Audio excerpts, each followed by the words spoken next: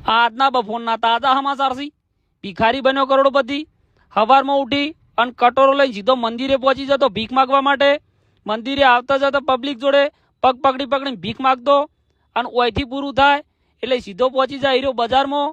બજારમાં પણ ભીખ માગવાનો હીરો ચાલુ કરી નાખતો। ફોનના ગલ્લે માગતો। જે 2-25 રૂપિયા લઈને હેડીને હરતો અને બપોર થાય એટલે મફતનું ખાવા માટે કોઈ પણ લારીએ પહોંચી જતો। કોઈ ખાધા પછી પાછો એનો ધંધો હીરો ચાલુ કરી દેતો અને કોઈ ઉધાર હોય તેને વધારે પૈસા આલતું અને રોડ ઉપર જઈ અને ગાડીઓવાળા જોડે હીરો ભીખ માગતો। બજારમાં જાય તો લારીએ ફરી ફરીને ભીખ માગતો।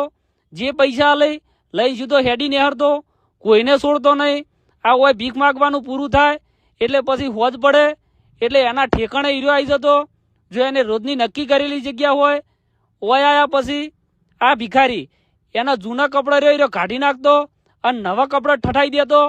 જોઈ શકો છો મિત્રો તમે કપડા બપડા કાઢી અને પછી ગણતો હીરો કે આજની રોકડી કેટલી થઈ છે ભીખ માજીને। જુઓ તમે લગભગ 10,000ની રોકડી તેને ભીખ માજીને કરી નાખે છે રોજ ભેગી અને રોકડા રૂપિયા આવી એ ખિસ્સામાં ઠાપકાઈ દેતો અને હોનાની તો લકી રાખતો।